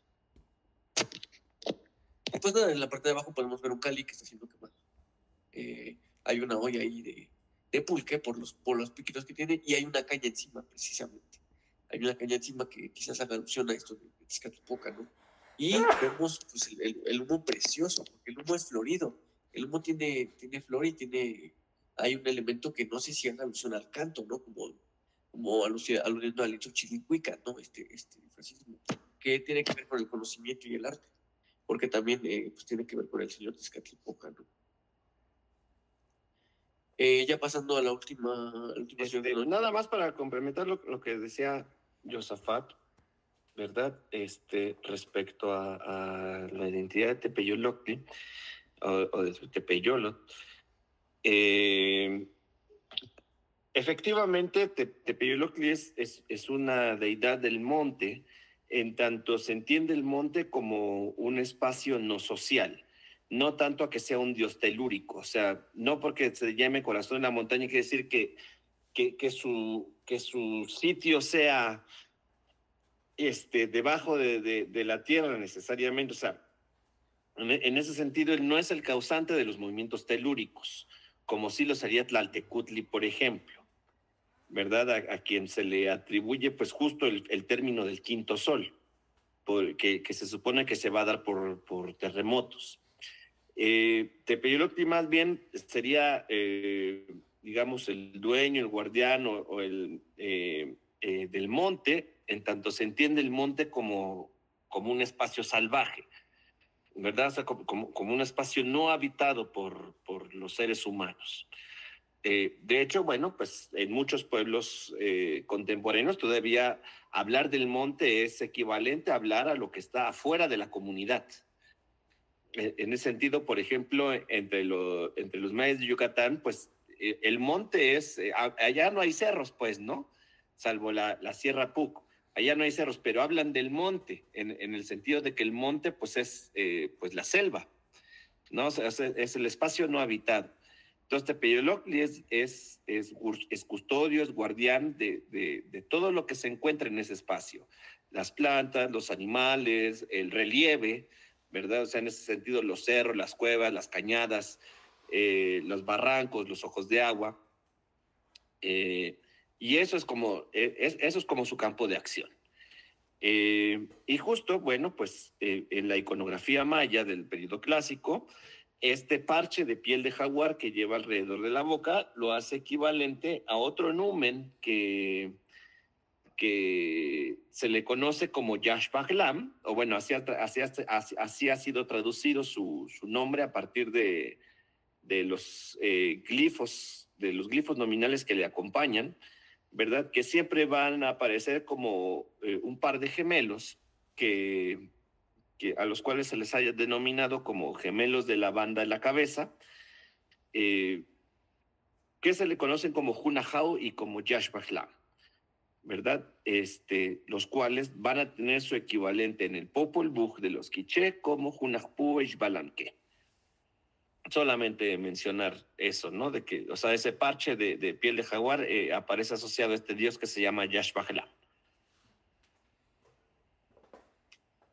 Muchas gracias, muchas gracias por la aportación. Y bueno, aquí vemos en el Códice Vaticano B, vaya, una escena bastante completa. Aquí ya vemos una página completa. Este recuadro es una imagen de toda la lámina de extensión del Códice Vaticano B, y vemos que le dio un específico énfasis a dos escenas. La escena de arriba es independiente al conteo de los 9 señores de la noche, pero tiene alusión también mántica con esto de que aparezca el agua, ¿no? Al igual que con Chetchutlicue podemos ver un recuadro, una escuadra que es una representación acuífera que tiene una ola y es un mundo muy acuático y marino, pareciera ser por los mismos animales que aparecen aquí, las conchitas que por ahí aparecen pintadas del lado derecho, ¿no? Del medio. Y pues nada, el señor Tlaloc, decíamos hace rato que íbamos a ver lo que también tenía que ver con el hule. Bueno, pues el hule va a estar más marcado porque podemos ver en sus franjas amarillas, que en realidad eran color verde, unas manchas negras, unos puntitos negros. Estos puntitos negros son las manchas que se hacía precisamente del hule y del chapopote para hacer este olor, ¿no? Por particular para Tlaloc. Y a mí se me hace mucho lo que hacen en Nuevo León de bombardear las nubes para que llueva, porque pues hace una nube espesísima, ¿no? Y no creo que hayan prendido un incendiario chiquito, ¿no? Realmente yo creo que era una ofrenda masiva de este tipo de materiales que hacía estas serpientes de humo que emanaban hacia el cielo. Iconográficamente, vamos a ver a Tlaloc que no tiene un ojo normal, tiene unos anteojos que Mikulska relaciona mucho con la percepción divina, ¿no? Con la percepción especial. Tiene dicen los investigadores, bigotera, que es como la representación de una corriente de agua, con colmillos, y tiene su barba, en este caso en el Vaticano. Tiene un pájaro, quizás un quetzal, que está en la parte superior de su cabeza, su tocado, y de él sale una lengua muy particular de dos colores del señor Tlaloc, que es como una vírgula también. Toda la imagen está siendo atravesada, rodeando el contorno del agua y pasando por la parte trasera de Tlaloc y saliendo por su boca un rayo. El mismo rayo que lleva como insignia y como poder el señor Tlaloc. La ofrenda que lleva es muy parecida a la que lleva Cinteotl. De hecho, si tuviéramos los colores originales, se vería un verde y un negro, que es pues esta alusión a la fertilidad que vuelve a tener presencia por él. En este caso se perdió el color de la llama, se perdió el color ahí del amarre que lo sostiene, pero pues se alcanza a apreciar, ¿no? Más o menos qué es lo que había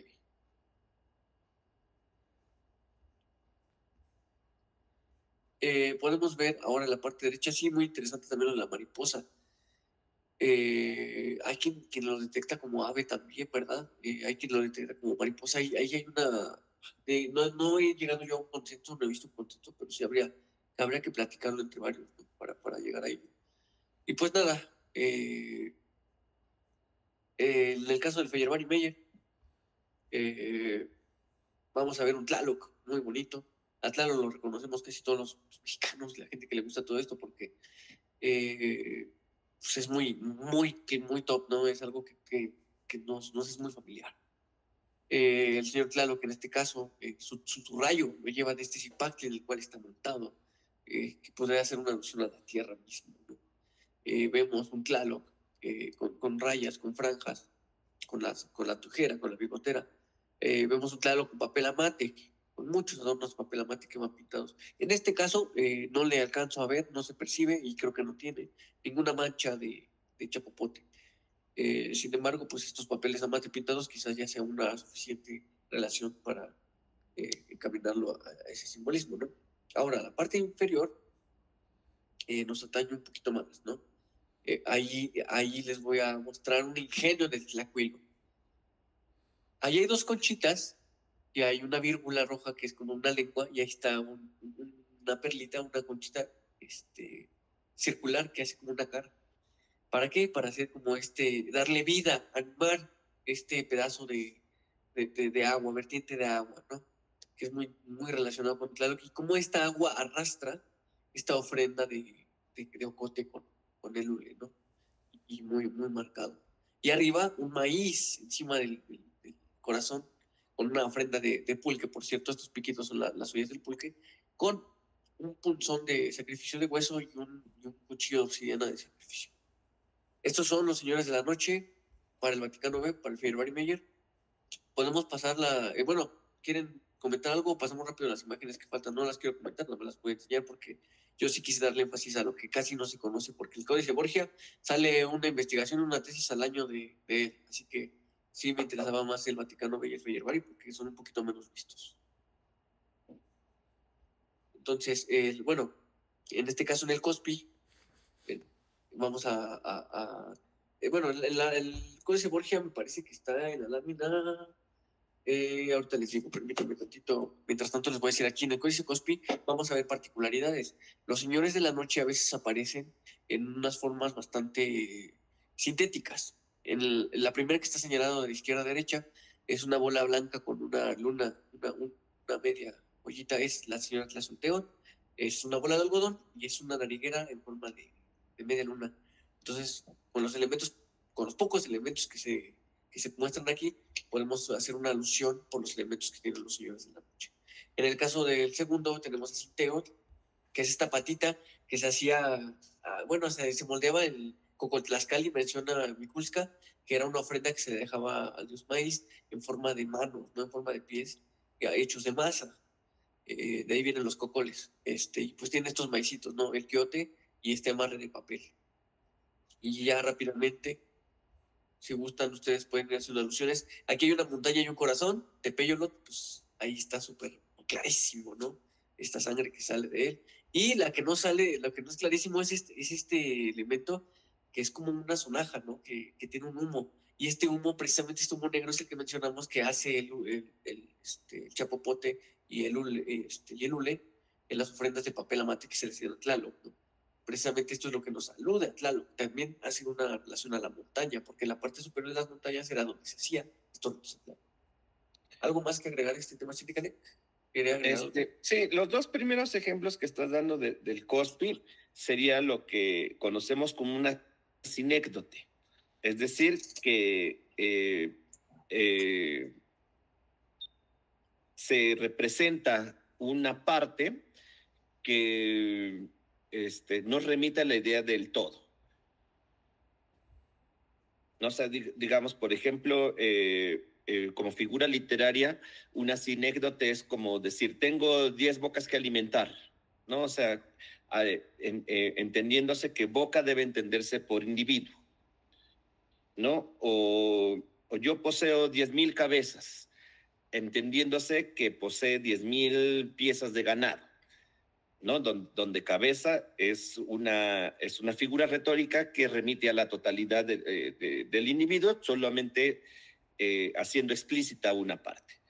Entonces, justo, pues, digamos, aludir a Yacamesli y al algodón, pues una sinécdote gráfica para hablar de Tlazolteotl, ¿verdad? Así como también la ofrenda de maíces, pues es una sinécdote para hablar de Sinteotl.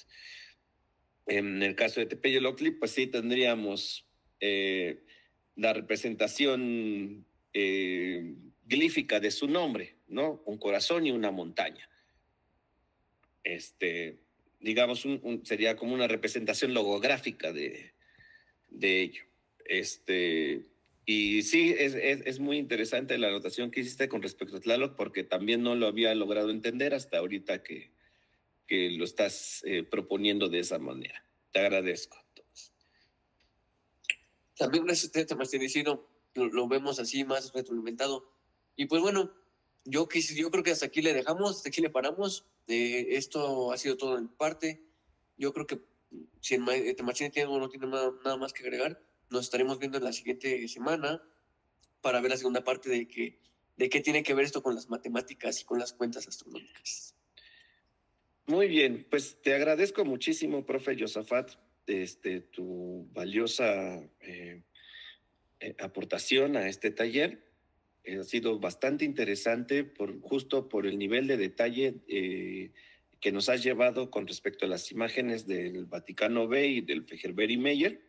Fejerberg y Meyer pues no lo hemos abordado más que solamente alguna que otra embarrada, apenas empezamos también a ver a Elaud. Son documentos que no habíamos logrado abordar en este taller, pero gracias por introducirnos a ello. Entonces, pues, esta fue una clase muy interesante, no solamente de iconografía, sino de cromatología, ¿verdad? De entender cómo los colores están cumpliendo una función semántica muy importante dentro de los Amoshli, y concretamente en torno a los tonalamat que conocemos. Y bueno, ya que hemos conocido a profundidad a estos señores a través de esta exposición, entonces ahora sí, el miércoles estaremos preparados para ver cómo intervienen o cómo se imbrincan dentro de la cronología inherente a la cuenta de 260 días, ¿verdad? Que en esa exposición nos la va a hacer el profe Tiago. Y bueno, entonces pues invito a todos a que pues ya vieron que son aportaciones muy enriquecedoras. Nos vemos el próximo miércoles a las 6 de la tarde y recuerden, con base en estos elementos pueden ir ustedes a su carpeta de Drive. De todas maneras, vamos a colocar en WhatsApp las láminas correspondientes a los señores de la noche. Ya el profe Tiago nos hizo favor de ponernos una imagen del almanaque inextenso de los señores de la noche en el códice de Fejerberg y Meyer. Y ahorita voy a ir subiendo entonces las láminas como en específico donde se encuentran estos almanaques, pero ustedes también las pueden descargar en su carpeta de Drive. Y entonces su tarea consistirá en tratar de dibujar a estos señores de la noche, el que les corresponda de acuerdo al cálculo que hagan en aztecalendar.com, ¿verdad? O sea, van a Aztecalendar, teclean su fecha de nacimiento, hay un apartado de los que salen que se llama Lord of the Night, ¿verdad? Señor de la Noche. Y ahí van a encontrar designado a un señor de la noche. Entonces, lo que yo quiero es que intenten dibujarlo. Si no pueden así en su versión de cuerpo completo, tenemos versiones esquematizadas en el códice Cospi, las cuales nos acaba de señalar Josafat, que son, quiero pensar, más sencillas de dibujar, ¿verdad? Entonces, pues ahí, ese es la tarea que tenemos entonces para esta semana. Muy bien. Pues entonces, pues ya nos tomamos media hora más de lo debido. La idea era tomarnos 10 minutos para compensar el tiempo de tolerancia. Ya nos tomamos media hora, pero agradezco mucho a todos su interés por quedarse hasta el final. No se vayan sin dejarme su folio, por favor. Y nos vemos el miércoles con la presentación del profe Tiago. Muchísimas gracias, Josafat. Entonces, ahí a nombre no nada más de este taller, sino de Escuela de Códices Comunitaria y también de Pilares en Línea, pues te agradecemos mucho la participación que has tenido y pues veremos ahí de hacerte llegar una constancia. Un gusto y un honor, Marcin, que siga floreciendo la palabra. Muchísimas gracias.